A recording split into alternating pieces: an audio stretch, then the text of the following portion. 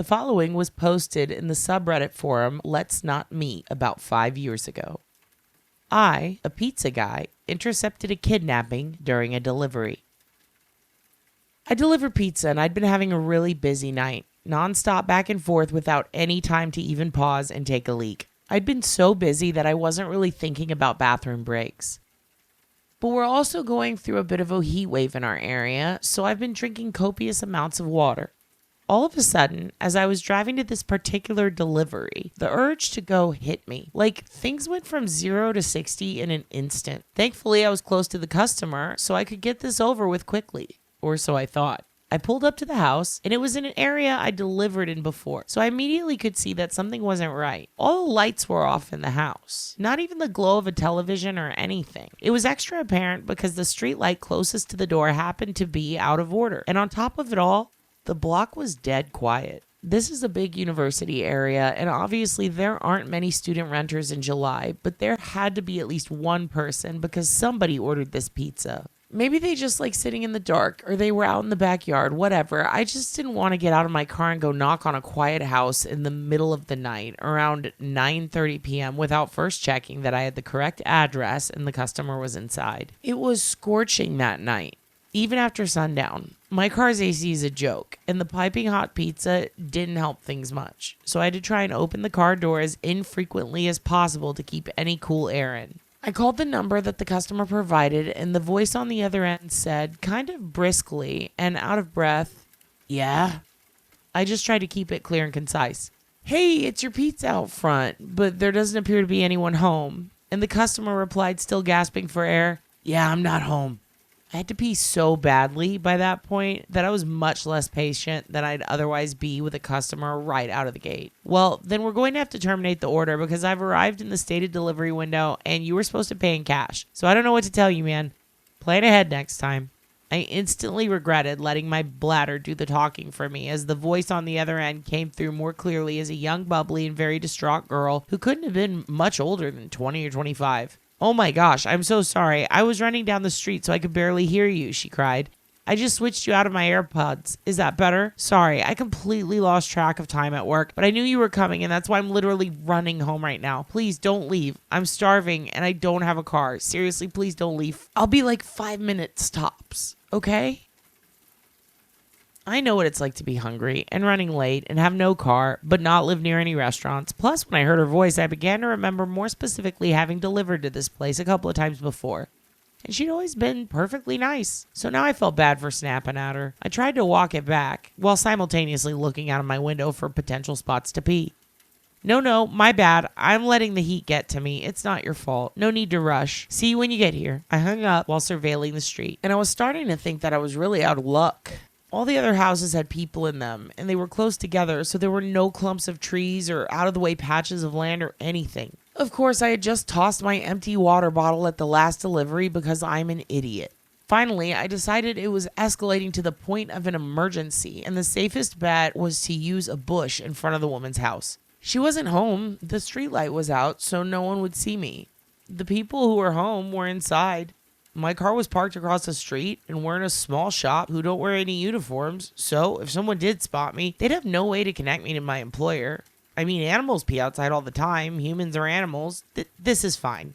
I scurried over to the tallest bush in her front yard. She didn't really have much of a yard, more of just like a walkway lined with bushes and flowers that ran adjacent to her front door. The biggest cluster of bushes, the only one where I could be sure there were no visible splatter on the side of the house, was about 4 feet from her door. I looked both ways, unzipped, and let it fly. After the initial millisecond of relief, I noticed the sound was way off, more like pissing on something solid than something leafy. I started panicking, thinking I'd aimed wrong. But once I start, I can't just stop midstream, so I kept squinting into the darkness to see if maybe I was hitting a key rock or something, or maybe I could move just a few inches over. Instead, all of a sudden, I heard way more concerning noise. A deep voice exclaiming, "What the fuck?" And before I could turn around, assuming I'd been caught by a neighbor, a man came leaping out of the bushes. He blew by me, brushing my golden shower off of him as he did. He spit pretty emphatically on the ground, so I think I might have beamed him right in the face. I didn't see where he went after a few paces, but though this next part is kind of a blur, I do think I remember hearing a car screech out from a bit further away after a minute. I'd gotten some night vision at that point, so I was able to make out his height, build, outfit, but only the most general details of each. I was in such shock that I didn't even put my away. I just stood there trying to figure out what had happened. The reality was so terrifying that my mind refused to accept it and impulsively searched for a reasonable explanation that could make everything okay. I thought, could these bushes lead to some backyard area and just looked like they were against the house? Could they have been obscuring an open window? My inner voice was desperately screaming, bruh. That man was wearing a hoodie in 90-degree weather. That was a bad man. You are in a bad situation. But the very idea that I was within inches of a guy who would be hiding in any bushes at all, let alone in front of a young woman's house at night, just wasn't something I was ready to grapple with yet. I was coping by not coping. My fight or flight response totally failed me at that point because my dumb ass did the absolute last thing I should have done, and I approached the bushes to try to validate this. There must have been a good reason for a man in the hoodie to be behind these bushes in the middle of the night theory. So I walked over to the side, turned on my phone flashlight, and tried to peer around the line of shrubbery. Pro tip: as scary as things may look in the dark, seeing them with a single beam of your flashlight can sometimes make it even worse. That's when I saw the bag. There was a tattered drawstring bag sitting beside the bushes, slightly splashed with pee. But I was in such a moronic daze from shock that I groped around for it, thinking, see? This is it. This will explain why he was back here. Once I maneuvered it over and pulled it open, I saw a sharp knife, a roll of duct tape, and a bottle of pills. The delusion officially broke at that point, and all the adrenaline, endorphins, and self-preservation instincts that had been suppressed kicked in 10 times over. I became whatever the opposite of dazed is, more laser-focused than I've ever been in my entire life, with one singular goal: get back to my car. I dropped the bag, booked it across the street, got in my car, and slammed the pedal to the floor before the door was even all the way closed. I went as far as I could, as fast as I could, until I hit a red signal, and then I pulled off to the side and realized I should not be driving any more than necessary in the condition that I am in. I pulled into the parking lot of a 24-hour drugstore and took a breath. I was finally calm and coherent enough to zip up and formulate a plan of action. My first lucid thought was, who do I call first, the police or the girl whose house it was? I thought about it for what couldn't have really been more than 10 seconds, but felt like an hour, and decided, okay, I'm in a locked car with the engine running. If trouble starts, I can drive away. I know something's up. She might not. She needs to know not to keep walking in that direction. But as I was dialing her number, it occurred to me, what if there was no girl? I thought I remembered delivering to that house before, but what if I was wrong? What if the girl on the phone was just a decoy to get me there to rob me, or worse? Every pizza guy on the planet has seen the Evil Genius documentary by now, so I thought, she called me all out of breath. She wasn't home. The whole thing was off. I can't risk it. I'll start with the cops. I called 911. The operator was very helpful in keeping me calm because I was a complete wreck by this point. He kept assuring me that someone would be there soon. I kept telling them that they had to get there before the girl did, but I was trying to express 3 thoughts at once and really damaging my own credibility. It came out more as a, you've got to save this girl because she wasn't after me. I was just delivering a pizza. Unless they were after me, in which case there might not be a girl. But I talked to one on the phone, so then you should find that girl because they used her to lure me there. But if she's real, she doesn't know about the guy who was also real. And there could be more guys if there's actually a girl. And you know what? Even if there isn't a girl, there might actually be more guys. I only checked one part of the bushes, so I don't actually know. But we'll know which guy is the one I saw because I pissed all over him, you know? I mean, I didn't mean to. This was just back when I thought the girl was real but not home, but she might be real, so you really need to find her. You need to find her because if she was real and if the guy was real. Finally, they basically just asked me to stop talking and stay on the line, but that was when I saw an incoming call from the customer. I couldn't answer it without disrupting my 911 call, so I just ignored it. But then she sent me this text like, hey, I'm here, I don't see you. I told 911 she was there, and they said officers were only minutes away. But who knows how long that meant, especially after I'd given such a scattered account of the events in my panic. I just felt overwhelmed with guilt because my rational mind said the odds of her being a decoy girl for some large scam targeting pizza guys was very low, and the odds of her being the intended victim of a predator were very high. So I put my 911 call on mute, where I can hear them, but they can't hear me, and turned back, heart absolutely pounding out of my chest, compulsively muttering, fuck, fuck, fuck, fuck, fuck, the entire way. Then I took 911 off mute, and I told them I had returned to look for the girl. They were not happy about that, but I saw her meandering past parked cars into the street looking to see if one was mine, and I waved her down and flashed my brights. She bounced on over to the window of my car, happy-go-lucky. I figured that was a good sign that she wasn't in on whatever it was. But I was just so scared to be back in the general area and not know what had just happened or what was going to happen. I kept whispering, get in. And she was like, get in, huh? Oh, you want me to get the pizza from the back? I did not want to make the same mistake with her that I made with 911, so instead of trying to tell the whole story, I stuck to the bare basic facts. There was a man in your bushes. I'm on the phone with the police. I don't know where he is right now. Please get in the car so we can lock the doors. I was barely able to get those sentences out, and I was shaking like I'd had 10 cups of black coffee. I held up my phone with 911 on the call screen to verify it to her. I thought that was why she got in the car with no further explanation, but it turns out that wasn't entirely it. You still there? Is she with you? Are you safe? Is anyone else there? 911 kept checking in, not knowing who the third party was I was talking to.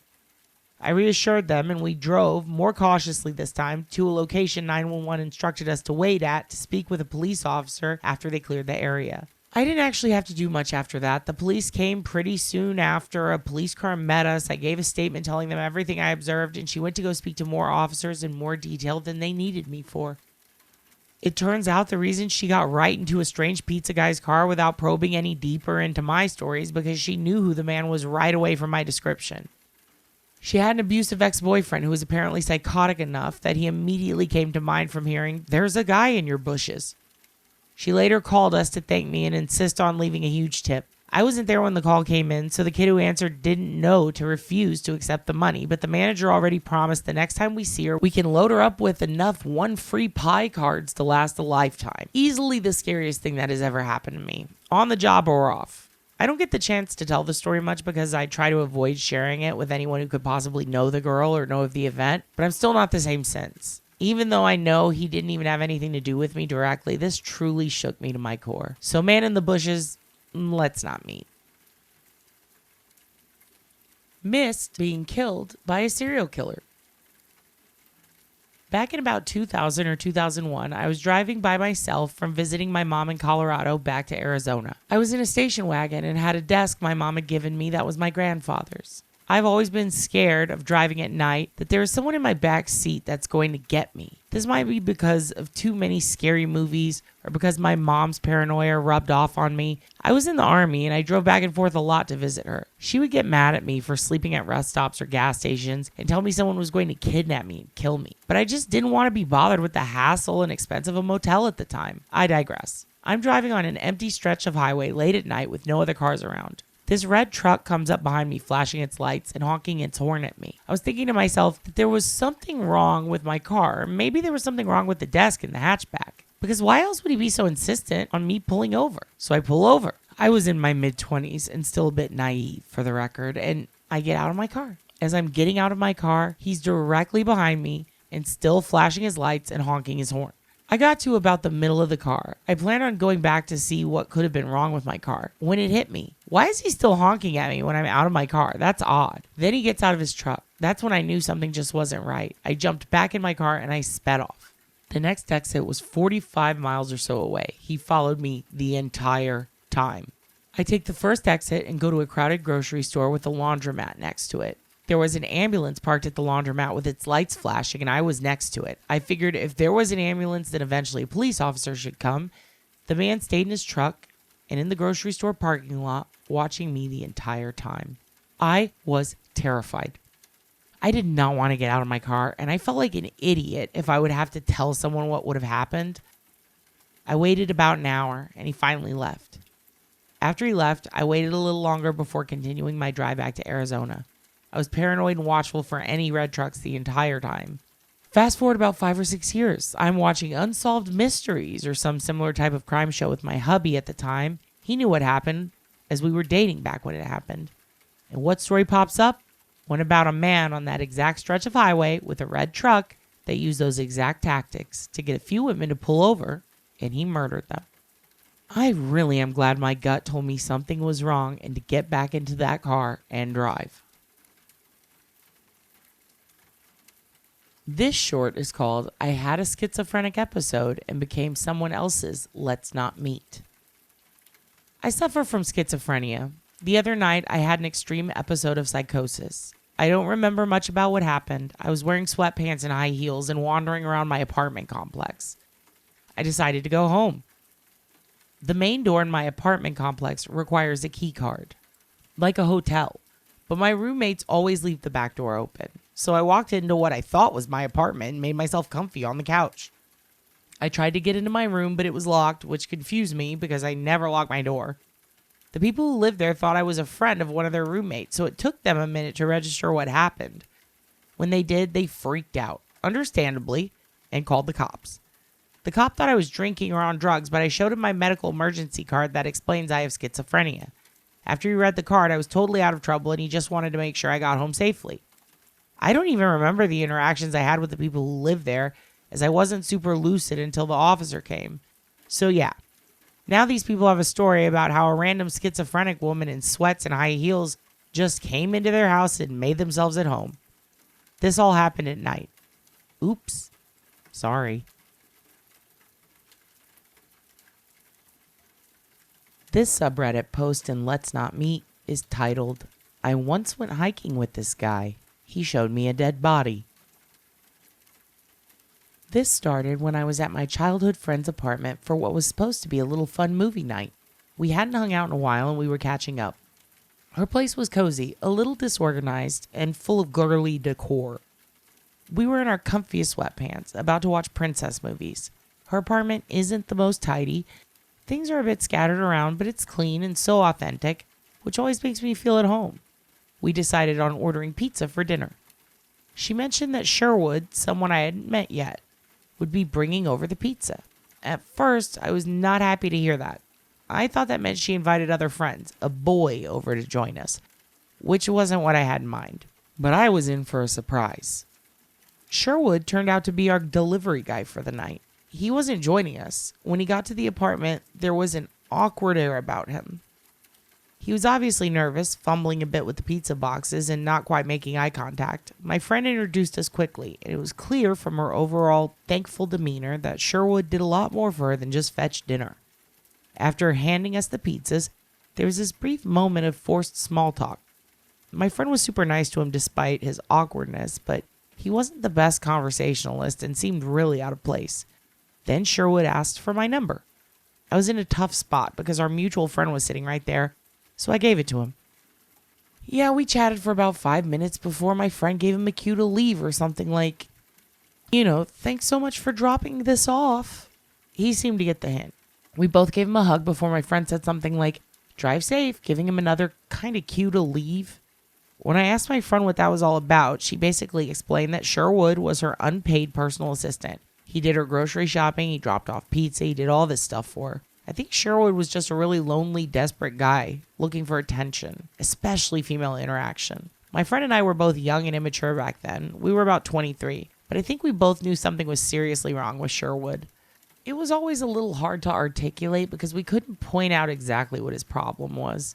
Sherwood started a group chat with my friend and me. He just sent a meme or two every week. It felt like it was an attempt to stay relevant without being intrusive. Maybe he was just used to being sidelined or even blocked by other girls in the past. It felt like he was trying to make me remember him, but also carefully trying not to give me a reason to block him too. I can't speak on his behalf. That's just what it felt like. Sherwood also offered help with the errands. The first time I said, thanks for asking, but no. He asked every weekend after that. One day I made the mistake of accepting his help. I knew better. I'd recently found a great deal for a new washing machine on Craigslist, but I had no idea how to pick it up and install it. When I mentioned it in chat, Sherwood excitedly volunteered to take care of the whole thing. He handled the whole pickup and installation like a total champ, which saved me so much hassle. I tried to pay him for his efforts because I wanted to show appreciation, but he wouldn't accept my money.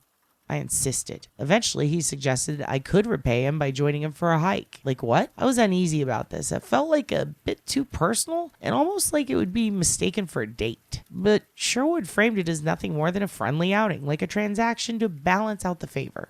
I agreed to the hike. I rationalized it by telling myself it was a fair trade for installing the washing machine and that it was genuinely a good form of payment, especially since I didn't think he had too many friends. This hike felt maybe like a way for him to have some companionship. I thought it might be nice helping him out. Part of me was still uneasy about spending time with him in such an isolated setting though. The day of the hike, Sherwood picked this trail that was nearby. I'd been there before. It's gorgeous. As we walked along together, he chatted about ordinary things like work, the weather, his hobbies. Everything seemed normal until he suggested that we go off the main path to see something special he wanted to share. Like, what could that even mean? We reached this secluded spot, and there, oh my gosh, was a dead body. My heart pounded so violently as Sherwood stood there, so eerily calm and nonchalant. The casualness in his demeanor made me feel even more uneasy. It felt like he wasn't just showing me a dead body, but also revealing this darker side of himself. It smelled bad, but not like in the movies. I didn't know how long it had been there. I'm not a biologist, but my guess is that it had smelled a lot worse before, but now it had gone down. At that moment, I mumbled some excuse about needing to get back quickly and started walking briskly towards the main path. I was urging Sherwood to follow me. I thought maybe this was some twisted mind game, like a way to intimidate me or show me that he wasn't just some harmless little boy. Maybe he was trying to send a message that said, you should know I'm familiar with things like this. Oh, there's another possibility. Maybe he just wanted me to think about him more. Sometimes when I talk to people, I feel like they only notice me for the first time that we're together, and then they won't think about me again until the next time we meet. It's possible Sherwood felt that way about me, and maybe he thought showing me a dead body would make him less forgettable. I have no idea. But on the surface, he seemed oblivious to how inappropriate this was. As we walked back together, I was in full fight-or-flight mode, instinctively looking around to see if there were any hikers or rangers, anyone who could make me feel like I was less alone. The moment I spotted someone on the trail, I called out, not to expose Sherwood, but just asking for directions, back to the parking area. I wanted to make sure Sherwood and I wouldn't be left alone together. I asked this gentleman to walk us back to the parking lot. I wasn't going to take no for an answer. I kept pretending like I was confused about his directions, and eventually he agreed to walk us there. Getting help from that guy was my way of re-anchoring myself to safety and normality while I was still under the shock of what Sherwood had shown me. We got to the parking area. There I called my friend and told her I was with Sherwood. I suggested he could drop me off with her and that we'd be there in 20 minutes. Sherwood agreed. That was my way of making sure that if anything happened, it was on the record that Sherwood was the last person to have been with me. Also, I immediately texted my friend what had happened to get that on the record too. When I got to her apartment, we said thanks to Sherwood and kindly told him to go away. I had already told her through text, but then I started going into all the detail, the fact that the body had insects, the fact that the face was decomposing but still recognizable, etc. Her reaction was pure horror. Not just about the dead body, but also how nonchalantly Sherwood had treated the whole situation. She confessed she always sensed something was off about him, even though she'd never imagined anything to be this disturbing. We both agreed that we needed to remove Sherwood from our lives. She admitted that she felt stuck, and she had become too reliant on Sherwood just to fire him cold turkey. We planned out how we'd do it. It was a gradual phasing out plan. We would limit our interactions to times when others were present. We would slowly reduce our responses to his texts. I would never ask for his help again, and my friend would ask for less and less help. Sherwood kept texting me during the weekends, offering to run errands or asking if we needed anything, to which my friend would reply, I'm trying to work on being more independent, but you've really been such a help. Eventually, as my friend started dating someone new, she introduced Sherwood to her boyfriend. Sherwood never contacted her after that. I had called the cops the same night of the incident, but it was a while before we heard more on the news about it. At least a full month later, a news report confirmed discovering a dead body in that area where Sherwood had taken me hiking. They made an arrest, not of Sherwood, but of this other guy that Sherwood followed on Instagram. I have no idea if Sherwood was connected to the murder. Reflecting on everything, I think there's one clear moral of the story. Trust your instincts.